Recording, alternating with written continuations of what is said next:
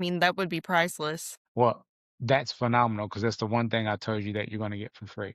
So, because to explain again what I'm doing here, and you said it, you said getting a better view of your true self and what she is capable of and how she moves about her day. And when people don't have that is when people feel the most stuck. You see what I'm saying? So what I'm building or what people are actually like this page that this interview will be on is called it's called Stuck to Unstoppable. And most people felt like if they could move or change just one or two little things, it will set them free to do whatever it is they want to do. Right. And so it's built off four principles. And the first one is idealization. And the ideal is okay, well, who does God say that I am? Okay. And I always refer it back to Exodus 30, 14 through 20, where you know, Moses talking to God, and Moses says, well, who should I tell them sent me? He says, hey, that I am sent me. And if you look back at the original text, it says, I will be what I will be is the one who sent me.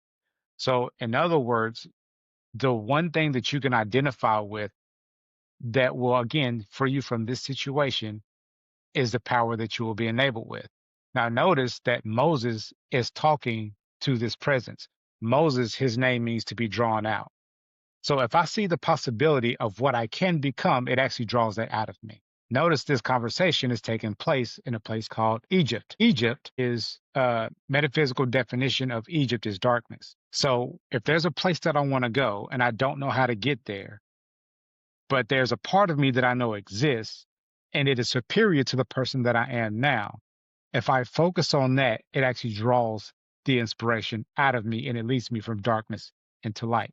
So, in other words, the place that I'm looking at going, the blueprint will actually be given to me the more I focus on that part of my identity. Does that make sense? Right. It does. So, in other words, it's like Deanna saying to herself, who do I need to be to become that? And with that question comes all of the personality traits and the steps to get there. The second step is called realization, which I kind of just explained because it shows you what you're capable of doing. It's the stage of empowerment. So you wouldn't be thinking it if you were not capable of doing it. So, what are the attributes about this person that you can see that would make you feel like, okay, so that is what I'm designed to do?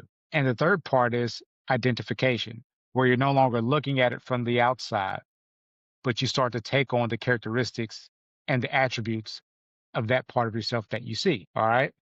And then the last part is actualization to where you're actually walking in that identity. And so what this looks like from the science standpoint is quantum physics is, well, I guess you would start with metaphysics is I just explained that part, which is the spiritual part of myself, where I see myself doing and being something greater than who I know I am right now. So I can see this part of myself and I know that there are no limits to the spiritual part of myself, right? Quantum physics means if I can observe this reality and if I can do it long enough to where it draws up emotion, by quantum law, I end up collapsing the wave of possibility to where it's no longer just a dream. This is now a reality for me because I've already felt the reality of the thing that I'm seeing. Okay. And before we start recording this, we talked about what? We talked about the neuroscience of it. So neurologically, I'm actually rewiring my mind to see a different reality. And I can only do that through the feeling and the emotion. And the thought is the electrical signal, where the emotion is the chemical signal.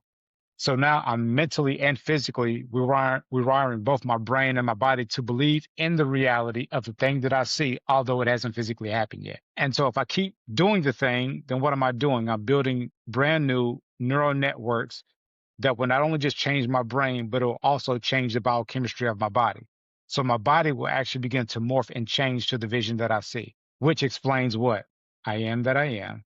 I will become what I'll become. See, so this is what we're doing.